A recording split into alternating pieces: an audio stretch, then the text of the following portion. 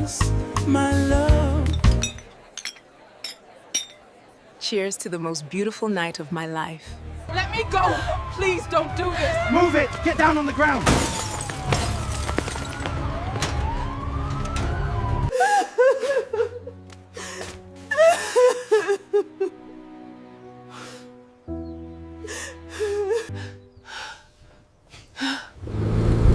I can't believe what I'm seeing. How could you do this, Nomusa? Please forgive me. We missed you so much. It is so good to have everyone together again. We missed you so much. The food is amazing, Mom.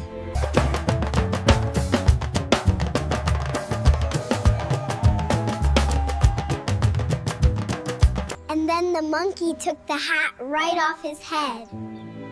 You are too funny. Where did you hear that? Edward leaned back in his chair, the soft glow of candlelight reflecting in his eyes as he stared at his wife across the table, the warm evening air wrapping around them like a blessing. The restaurant buzzed quietly with laughter and clinking glasses, but for Edward, the entire world had narrowed down to Amanda's smile. "My darling, my Valentine, the most beautiful woman in my world, no, in the whole wide world," he said, reaching for her hand with tenderness that felt rehearsed by devotion. He spoke like a man who believed every word, promising her mountains would move if she simply whispered the request, declaring that every penny he earned existed only to keep her happy and radiant. Amanda lowered her eyes shyly, though a calculated calm hid behind her gentle expression, and she told him he always made her blush, especially during nights like this. After a moment, she leaned closer, her voice soft but deliberate, and asked him to build a house for her mother, reminding him of the suffering the woman had endured and how she still lived in a rented place even after their marriage.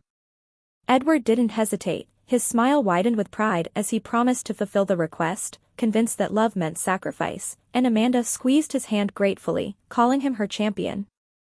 Far away in a quiet village, however, another story unfolded under a fading sky. Mrs. Olivia sat on a wooden stool outside her modest house, her face lined with worry as her younger children, Anna and Kelvin, spoke in hushed frustration. Anna's voice trembled as she remembered how Edward once promised to treat her like a princess, swearing she would never suffer, while Kelvin bitterly recalled how Edward had abandoned his plans to send him abroad and suddenly cut off all communication. Mrs. Olivia remained silent, her heart heavy, unable to answer their questions because she herself did not understand how the son she raised with sacrifice could turn away so completely. As night deepened, memories flooded her mind, the day her husband lost his job, the sickness that followed, and the grief that consumed their home when he passed away, leaving her alone with 3 children. She remembered the endless struggles, the rumors that stained her reputation, and the men who offered help only in exchange for her dignity, yet she refused them all, choosing hardship over compromise. She worked tirelessly, juggling small jobs, feeding her children even when she slept hungry, and Edward had watched every sacrifice. He saw the silent tears she wiped away at night and made a vow to become rich for her sake. When he grew older, he told her he would leave for the city, promising to return successful, and though fear gripped her heart, she gave him not only her blessing but also money she had saved for years, even selling her treasured belongings to ensure he wouldn't struggle. The morning he left, she stood strong until the bus pulled away, then broke down in tears, clutching her younger children. Years passed, and Edward indeed became wealthy, yet somewhere along the way, distance turned into silence. Back in the present, Edward's friend Felix visited him in the city with troubling news, claiming he saw Amanda with another man in a suspiciously intimate moment. Edward dismissed him angrily, refusing to believe anything negative about his wife, insisting she was carrying his child and accusing Felix of trying to destroy his marriage. When he later told Amanda about the conversation, she reacted with fury, claiming Felix once made advances toward her, and Edward immediately defended her, promising no one could ever come between them. The next morning, Amanda claimed she was sick and needed a large amount of money. Edward questioned the request briefly, but her tears dissolved his doubts, and he transferred the money without hesitation. Meanwhile, in the village, Mrs. Olivia's struggles worsened, and when she accepted farm work to feed her family, an accident left her writhing in pain as particles entered her eyes, threatening her sight. Anna rushed her to the hospital, where doctors warned that immediate surgery was necessary, but the cost was far beyond their reach. Kelvin felt helpless and desperate, unaware that this moment would push him toward a dangerous decision. As fate tightened its grip, the contrast grew sharper, a son in luxury showering love on his wife, and a mother in darkness praying only to see again, unaware that the bond she believed unbreakable had already begun to fracture. The sun rose slowly over the village, casting a pale glow on the dusty paths as Anna sat beside her mother's hospital bed, her hands trembling with fear and uncertainty. Mrs. Olivia lay still, her eyes wrapped in thick bandages, her breathing uneven as she clutched Anna's fingers. The doctor had been clear, surgery was urgent, and without it, blindness would become permanent. Yet the amount required felt impossible, like asking them to reach the sky with bare hands. Kelvin paced outside under a tree, his mind racing with frustration, anger, and helplessness. He replayed the years of abandonment, the silence from Edward, the unanswered calls, and the humiliation of being chased away from the city. He clenched his fists as he imagined his brother enjoying luxury while their mother lay helpless.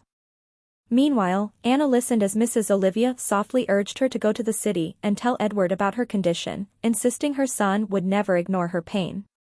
Though Anna hesitated, she obeyed, collecting the small money hidden under the bed and traveling to the city with hope mixed with fear. When she reached Edward's mansion, the towering gate alone made her feel small, but she pushed forward, determined to save her mother. The gateman tried to stop her, but she forced her way inside, only to meet Amanda, who stared at her with cold disdain. Anna pleaded urgently, tears flowing, but Amanda mocked her, claiming Edward wasn't home and ordering her to leave. Just then Edward appeared, and hope sparked in Anna's eyes. She rushed toward him, trying to explain that their mother was in the hospital and might lose her sight, but Amanda quickly covered her mouth, silencing her, and accused her of creating drama. Edward stood quietly, watching, confusion flickering in his eyes but never speaking in defense of his sister. Amanda ordered the gateman to throw Anna out, and as she was dragged away, Anna turned back, her voice shaking as she spoke painful words about family and betrayal, words that momentarily stirred Edward's conscience. He hesitated, wondering if he should forgive them, but Amanda quickly manipulated him, reminding him of supposed past wrongs and convincing him that the illness was fake. Edward agreed, pushing aside his doubts and choosing loyalty to his wife over blood. Broken and humiliated, Anna wandered the streets crying, unsure how to face her mother. A young man noticed her distress and offered help, initially speaking harshly but then apologizing and gently asking about her problem. After some hesitation, she explained her mother's condition and the required amount. Without hesitation, the man handed her a bag filled with money and his card, telling her to save her mother's sight. Overwhelmed with gratitude, Anna returned to the village, deciding to tell her mother the money came from Edward to preserve her hope. Meanwhile, Kelvin's desperation reached its peak. Sitting with his friend Eric, he agreed to join a planned bank robbery, believing it was the only way to save their mother. The gang prepared quickly, driven by urgency rather than caution. That night, they broke into the bank, but the alarm was triggered, and police surrounded them. As they fled, Kelvin ran with a bag of money, thinking only of his mother's eyes.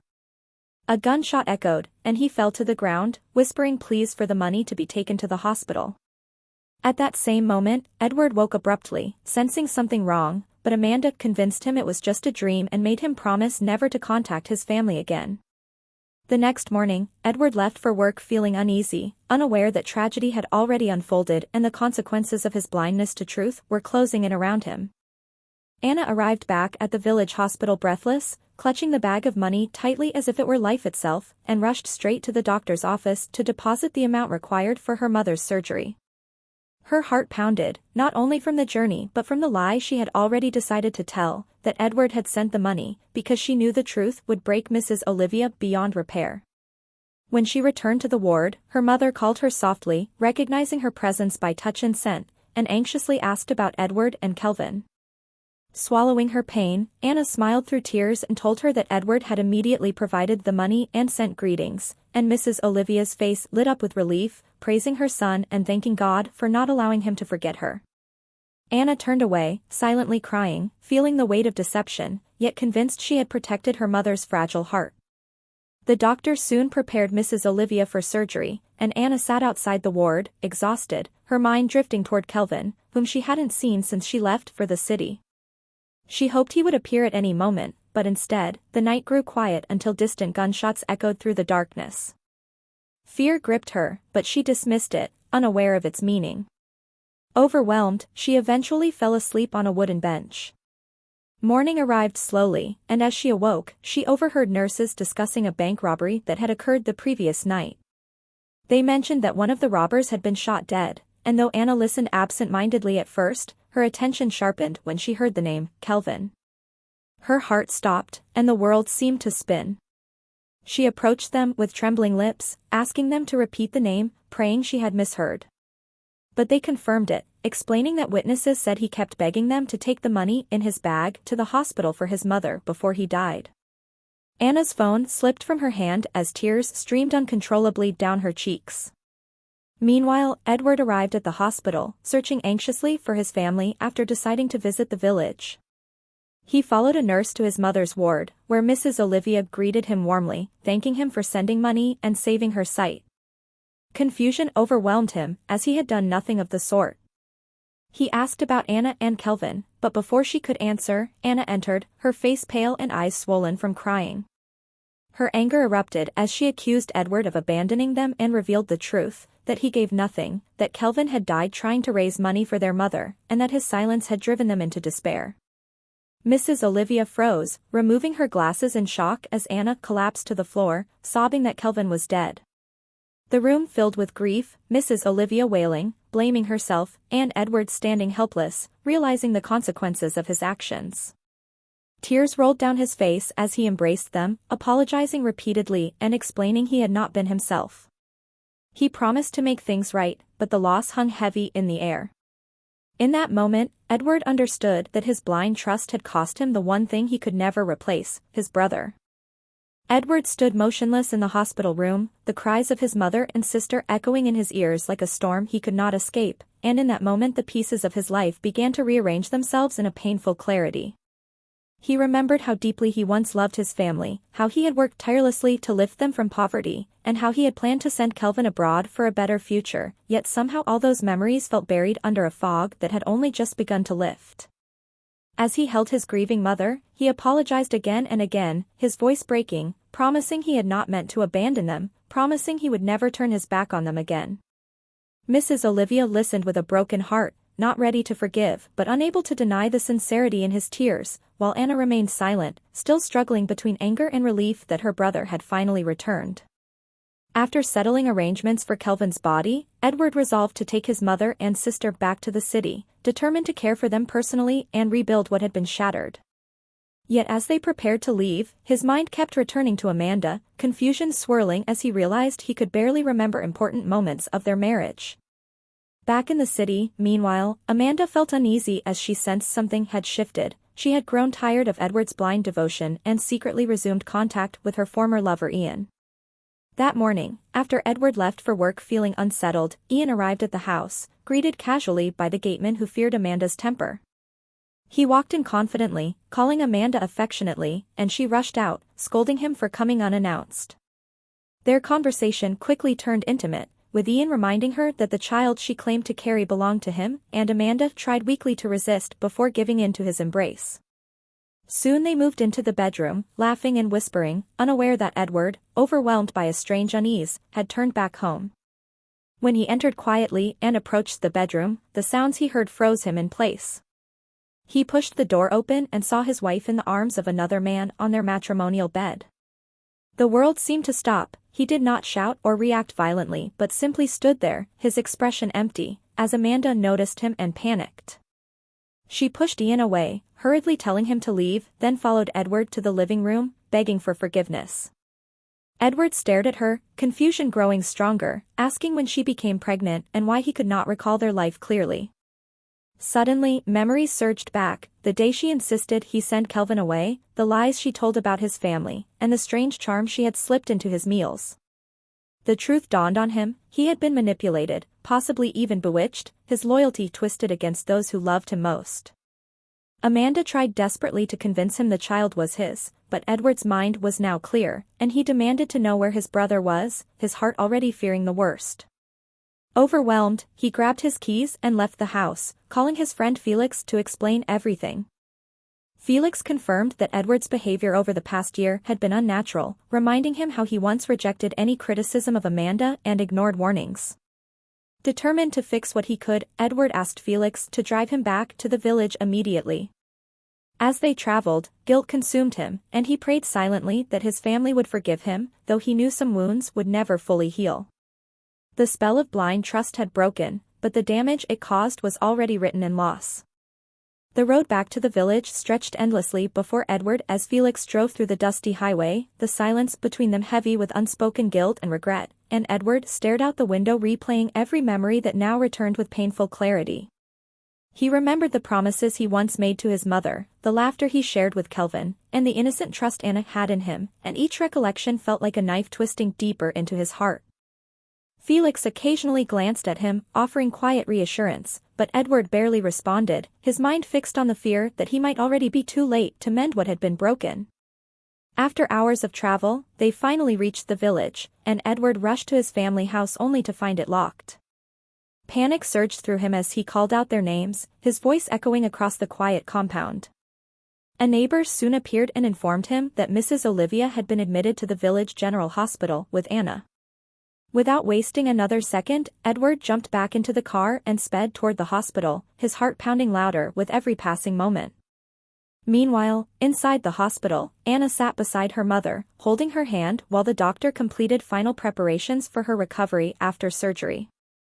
Mrs. Olivia spoke gently, praising Edward for his supposed kindness, and Anna's chest tightened with guilt as she maintained the lie, still believing the truth would cause unbearable pain. When Edward entered the ward moments later, his mother's face lit up with joy, and she thanked him repeatedly for saving her sight, blessing him for remembering the womb that bore him. Edward stood speechless, realizing how deeply his absence had wounded them, and before he could explain, Anna walked in, her expression turning cold. She confronted him angrily, revealing that he had done nothing, that Kelvin had died trying to raise money, and that the family he abandoned had suffered beyond imagination.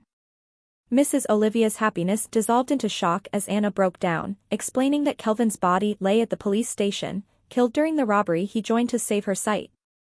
The room filled again with grief, and Edward collapsed emotionally, blaming himself for everything. He held his mother and sister, begging for forgiveness, promising to take responsibility and never abandon them again.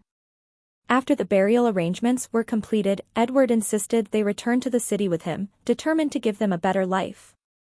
Days later, they arrived at his house only to find Amanda gone, her belongings missing.